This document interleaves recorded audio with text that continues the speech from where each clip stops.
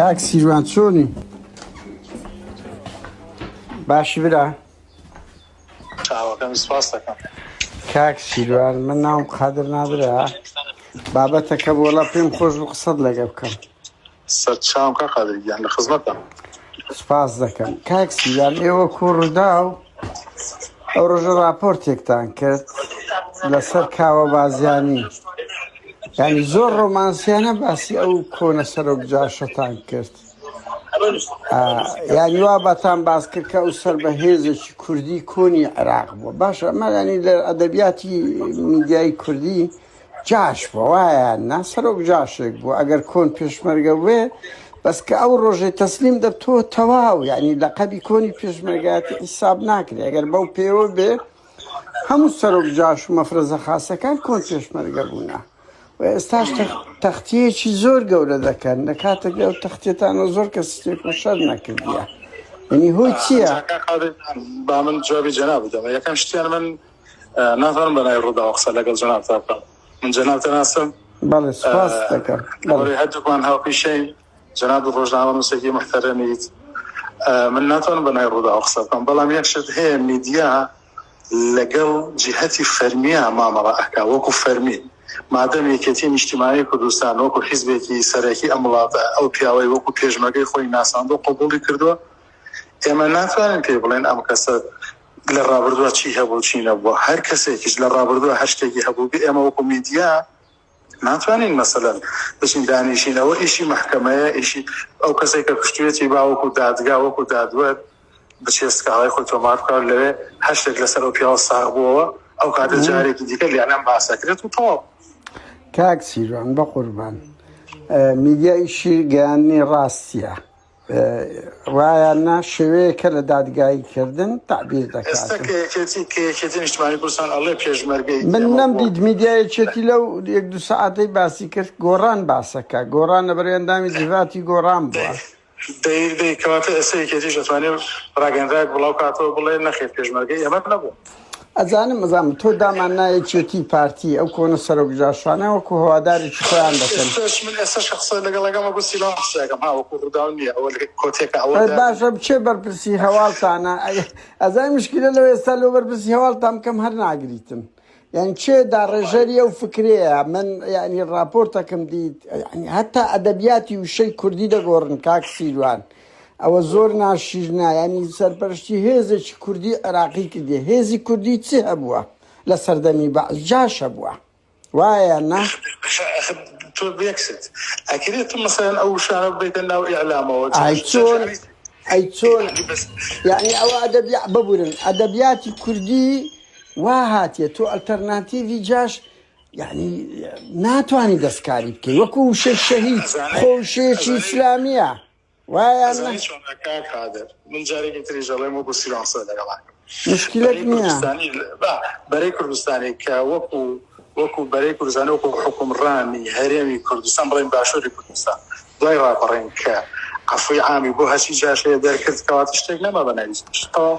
نانە کاک سیروان نییە تاالبانی بە شەخصی خۆی ئەمنەوە قسەیە دەکەم کە ئینتخاباتی کرد پێی شەرم بوو بڵێ لە ساڵی 66م جاش بیمە تەرچی کرد لە ئینتخاباتی 92. تۆ ناتوانانی ئەوە مێژووە ئەمەش مێژوو کە دەسەڵاتی ئەم باشووری کوردستانە عەفوی عامی بۆ هەمیان دەرکردەوە. قەی ناکەنەوە بۆ خۆی دەری کردووە باشە خراپە ئەوە هەڵسەنگانی مێژوویە، بەڵام هەر یەکێک لە ئێمە بەشەکە لە مێژووی. ئێستا مەسەڵەن تو لە ڕووداوی سبەی بێ دەرێ مێژووی ڕووداو دەبێت بە بەشێک لە تو ڕەش نابتەوە براکەم، ڕەش نابتەوە، وایە نا؟ یعنی لە تاریخ دوای میدیای شێوەیە ڕاستیەکان باز بکە، مەلەف دەینتە گۆڕێ، ناکرێ پاس بدا و تەزویر بکە. ئەوەی ئێستا ئێوە دەیکەن بەڕاستی مزەیەفی تاریخە. من لەگەڵەوە نیم، ینی ئەم بەقینەوە قسە لەسەر نەکاوە بازیانی لەگە کەس ناکەم.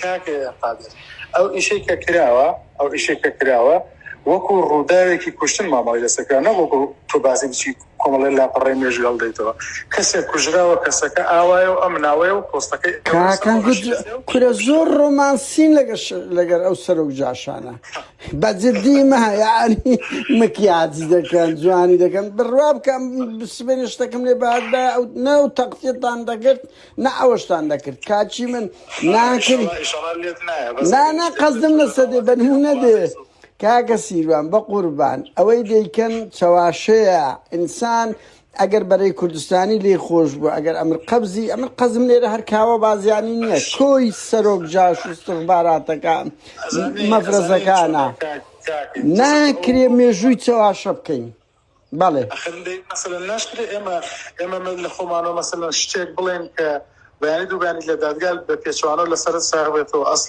بەس ئەو ناوی هەیە براکەم ناوی هەیە خۆ ناوی لە مەلەفەیە لە دەیان ئەوەی خۆ منەمان گوتیە بڵێن ئەنگۆ 20 کەسی کوشتیە وەکو خەڵک مەسەلەن باسی کردیا ئەمە دەڵێن چۆن مێژووی چەواشە دەکەن چۆن پاس دەدەن کاکە من لە سەرتاشەوە پێوەتی کاقادر من نەخۆم بڵێم بۆ ڕووداوژاوی تۆ بدەمەوە من ژمارەیەکە بۆ نێرم ئینشاڵڵا پەیوەندیکی پێوە بکە ڕەنگە و بتوانێت بڵێ ئەمە سەبەبەکەی بۆ لەبەر ئەمە بووە باشە بۆم بنێرە یاکۆشم بۆ بنێرە بەنای منیش پێ بڵێ خۆ ئاکۆت یەزانیتی ئەزانی کاچی من ئەمە زۆر یەک پێم سەیرە ئەنگۆ تەختیەکی ئەلامی زۆر گەورە دەکەن لە کاتێکدا ئەوەیەک بووە ینی کەسایەتێکی زۆر گەورەی کورد نییە بەڕاستی پێم سەیرە نە پۆزەتیڤێکی گەورەی نواندیە نە ئەوەیەکە دوو مزەیەفی تاریخ دەکەن کاک سیروان مزەیەفی تاریخ دەکەن یعنی تاریخ پاس دەدەن هیوادارم ینی من قەزم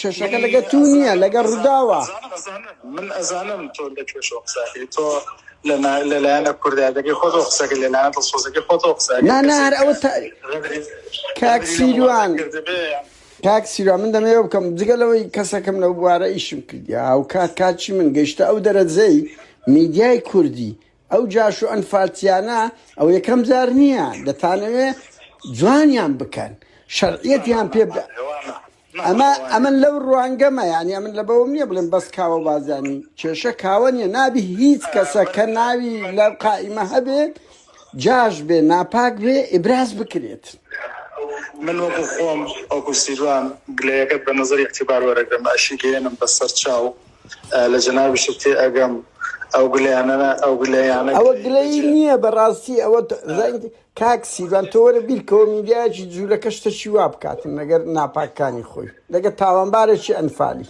جینۆسایدی هۆلۆکۆست چی پێ دەگۆترێ بەهەرحاڵ ئەو ژمارەم بۆ بنێرە ئەگەر نەبوو مەجبورم ئەوەی بڵاوکەمەوە لەبەر ئەوم دەزانم ئەویتکەتان بڵاو هەڵ ناگرن کاک سیروان بە هیوام هەر بگری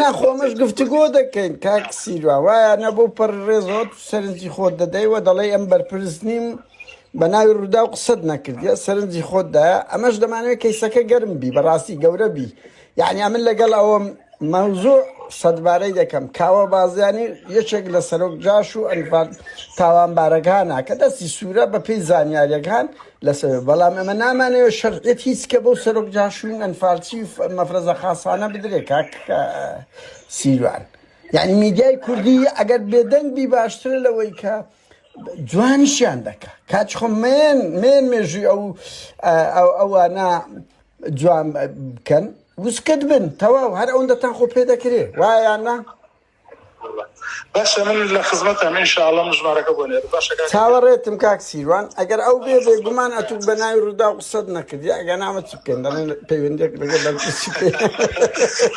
دەی ڕێزم لێ سەرچاو